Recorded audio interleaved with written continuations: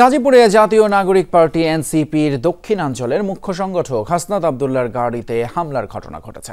সন্ধ্যায় নগরীর চান্দনা চৌরাস্তা এলাকায় এই ঘটনা ঘটে। গাজীপুর মহানগর পুলিশের উপ কমিশনার রবিউল হাসান জানিয়েছেন, সালনার কৃষি বিশ্ববিদ্যালয় এলাকায় একটি অনুষ্ঠান শেষে ঢাকায় ফিরছিলেন হাসনাত। চান্দনা চৌরাস্তা এলাকায় পৌঁছালে জ্যামে আটকে থাকা অবস্থায় 4 থেকে 5টি মোটরসাইকেলে হামলা করা হয় তার গাড়িতে। এতে গাড়ির কাঁচ ভেঙে যায়, আহত হন হাসনাত। খবর পেয়ে ঘটনাস্থলে গিয়ে সেখান থেকে তাকে ঢাকায় পৌঁছে দেয় পুলিশ। এই ঘটনায় জড়িতদের ধরতে ইতিমধ্যেই তদন্ত শুরু হয়েছে বলেও জানিয়েছে পুলিশ। এনসিপির মুখ্য সংগঠক হাসনাত আব্দুল্লাহর ওপর সন্ত্রাসী হামলার প্রতিবাদে বাংলা মোটর এলাকায় বিক্ষোভ মিছিল করছে জাতীয় নাগরিক পার্টি এনসিপি। সেখান থেকে এই বিক্ষোভ মিছিল থেকে আমাদের সাথে এই মুহূর্তে সরাসরি যোগ দিচ্ছেন সহকর্মী শওকত মঞ্জুর শান্ত। বিক্ষোভ মিছিল কেমন দেখছেন এবং সেখান থেকে এনসিপির নেতাকর্মীরা কি বলছেন? তিতুমির, এনসিপির নেতাকর্মীরা কিন্তু এই মুহূর্তে বাংলা মোটর যে মোড় রয়েছে সেই মোড়ে অবস্থান নিয়েছেন এবং তারা সংঘবদ্ধভাবে একটি মিছিলের প্রস্তুতি নিচ্ছেন বলে আমার মনে হচ্ছে। এবং এখন পর্যন্ত মাইক সেট আপ হয়েছে, তারা হয়তো বা তাদের যে ব্যানার রয়েছে সেই ব্যানারের জন্য অপেক্ষায় রয়েছেন।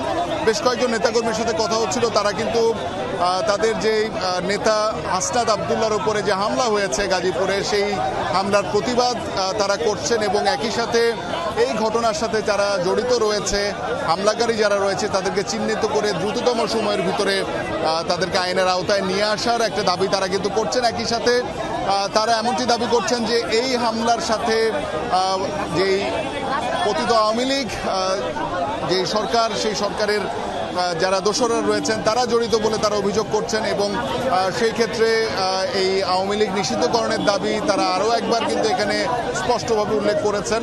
এবং যে কয়জন এখানে বক্তব্য রেখেছেন, কেন্দ্রীয় নেতারা এখানে উপস্থিত এখন পর্যন্ত হননি, তবে যারা বক্তব্য রেখেছেন তারা কিন্তু বলেছেন যে এই যে হামলার ঘটনাটি রয়েছে, বর্তমান সরকার ইন্টারিম ক্ষমতায় থাকার পরও এই ধরনের হামলা করার দুঃসাহস যারা দেখাতে পারছে, তারা যে কোনো সময় যে কোনো ধরনের ঘটনা ঘটাতে পারে বলে তারা অভিযোগ করছেন।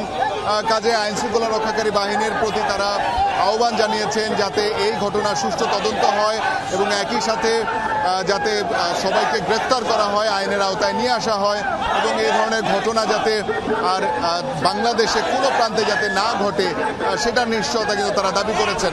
এখন আমরা দেখতে পাচ্ছি যে তারা কিন্তু এখানে স্লোগান তুলছেন এবং হয়তোবা আর কিছুক্ষণের মধ্যেই তাদের এই যে বিক্ষোভ মিছিলটি শুরু হওয়ার কথা রয়েছে।